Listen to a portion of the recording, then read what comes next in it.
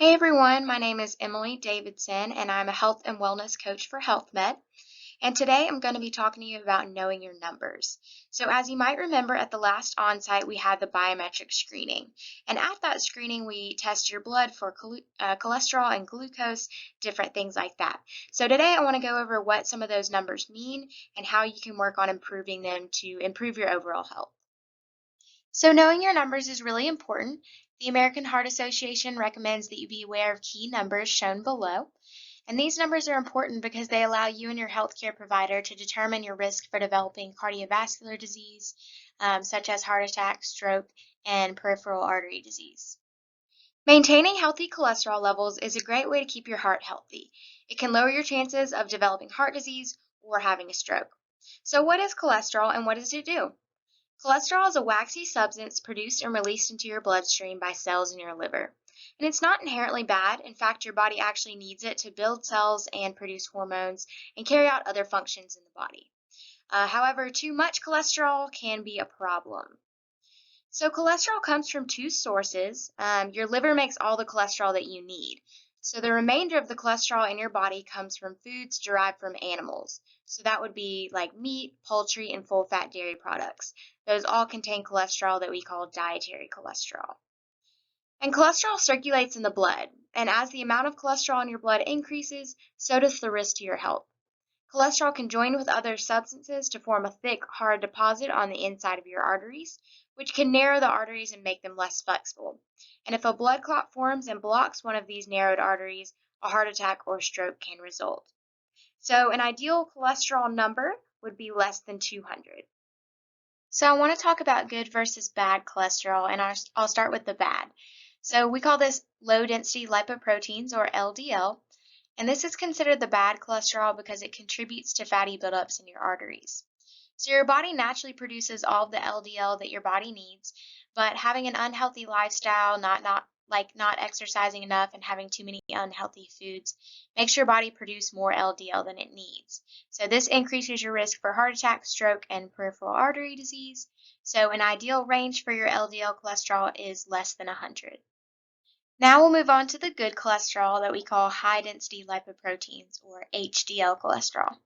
And this is called the good cholesterol because they act as a scavenger by removing the LDL cholesterol from your bloodstream. And because of this, the higher this number, the better. So an ideal range for women is above 50 and for men above 40. So there are some ways that you can increase your HDL cholesterol. One being increasing your physical activity. So even 60 minutes of physical activity a week can help to improve these numbers. So try and get out there and walk even 10 minutes a day if you have that. Quit smoking because smoking decreases your HDL cholesterol. And choose healthier fats. So try to avoid the trans fats and saturated fats because they increase that LDL or bad cholesterol and lower your HDL cholesterol levels. So instead of those types of fats, it's best to choose healthier fats like omega-3 fatty acids. These can be found in deep sea fish like salmon, tuna, or mackerel. If you've ever heard of someone taking a fish oil pill, it's because it helps to increase their good cholesterol. You can also find it in foods like walnuts, flaxseed, avocado, olive oil, and a number of other foods. Now we'll move on to triglycerides. So triglycerides are a type of fat found in your bloodstream, and they store unused calories and provide your body with energy. However, if you regularly eat more calories than you burn, particularly from high carbohydrate foods, you may have high triglycerides. So we want to watch that number. We want to try and keep that under 150. So odds are there are lifestyle changes you can make to improve your cholesterol numbers if they aren't where you want them to be. Because more often than not, unhealthy behaviors are the main culprits behind high cholesterol. Now, heredity is a factor as well. Some people inherit genes from their parents or even grandparents that cause them to have too much cholesterol, but simple lifestyle changes can help to improve those numbers.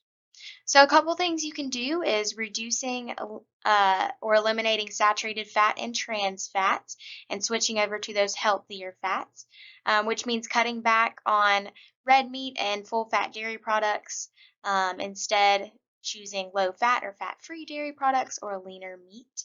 It also means limiting fried foods and cooking with healthier oils such as vegetable oil or olive oil. Eat more fruits and veggies. That's also important because a heart healthy diet emphasizes fruits and vegetables, not only because they have a lot of good vitamins and minerals, but because they also have a lot of fiber. And a diet high in fiber is shown to help lower cholesterol levels by as much as 10%.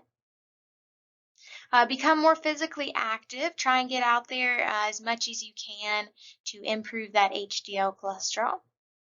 Quit smoking, and then losing weight can also help as well.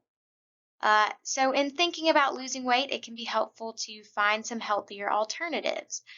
So, instead of going for chips, choosing something like popcorn because it has a lot less saturated fat, trans fat, sodium, and calories overall. Also, thinking about doing something like a smoothie instead of a milkshake or a protein bar instead of a candy bar. Things like that can really help you um, make some good changes for your cholesterol. So now I'll move on to blood pressure. And a lot of people are familiar with blood pressure. We get this tested when we go to the doctor, but some people don't know exactly what it means. So blood pressure is the force of blood against the arteries when the heart beats and rests. And we have two different numbers, the systolic number, which is the top number, and the diastolic number, which is the bottom number. So that systolic number is the pressure your blood is exerting against your arteries when the heart beats, and the diastolic is the pressure the blood is exerting while your heart is resting between beats. So when your blood pressure is high, that means the pressure in your arteries is elevated. And when your blood pressure is too high for too long, it damages your blood vessels, and that's when the LDL cholesterol starts to pile up in there and damage your arteries. So high blood pressure increases the risk for heart attack, stroke, kidney failure, peripheral artery disease, and death. And so an ideal blood pressure is less than 120 over 80. High blood pressure is often called the silent killer. Most of the time, high blood pressure has no obvious symptoms to indicate that something is wrong. So the best way to protect yourself is to be aware of the risks and making changes that matter. So a few facts, like I said, most people with high blood pressure don't even know they have it. Often the signs and symptoms are misunderstood. High blood pressure develops slowly over time and can be related to many causes such as stress, lack of activity, genetics, things like that. And high blood pressure cannot be cured, but it can be managed effectively through lifestyle changes and medication. So it's important to know your blood pressure numbers, and the easiest way to know that is to get it tested. So many pharmacies offer a free blood pressure cuff that you can use at any time. So now we'll move on to blood sugar or blood glucose. So glucose is one of the body's preferred sources of fuel in the form of carbohydrates. And we get glucose from the things we eat, such as bread, fruits, vegetables, and dairy products. And you need those foods to create the energy that helps to keep you alive. But like many things, it's best to keep your glucose in moderation. You want to keep an eye on it to make sure your blood sugar or your blood glucose doesn't get too high, because that can have permanent and serious effects. So, whenever we eat something, our body produces insulin to regulate our sugar levels. And if you consistently eat too much sugar, and a couple of other factors, such as being obese, your insulin can't balance out your sugar. So, it's really important to watch out for that. So, an ideal range for blood sugar is less than 100 if you're fasting, or less than 140 if you're non fasting. So, when thinking about the sugars that we eat, we have to eat sugar because it's in our diet, but it's best to eat natural sugars if possible. And natural sugars are found in fruit and dairy products, and these foods contain essential nutrients that keep the body healthy and help to prevent disease. And natural sources of sugar are digested slower and help to keep you full for longer, and they also help to keep your metabolism stable. So, those are the ideal sugars that we want to go for. And we want to stay away from refined sugar. This is used in many processed foods, and the body breaks this down really quickly, which causes your insulin and blood sugar levels to spike. And since it's digested really quickly, you don't feel full for long after you're done eating, regardless of how much you ate. And increased consumption of refined sugar has been linked to the rise in obesity rates as well. So, a couple tips to reduce your refined sugar consumption is stick to water. Things like sodas, energy drinks, sports drinks, and fruit juices contribute to a lot of sugar in our diet. And most of those have little nutritional value and do not keep you hydrated. So, limiting those drinks will significantly reduce your sugar intake and help to improve your overall health.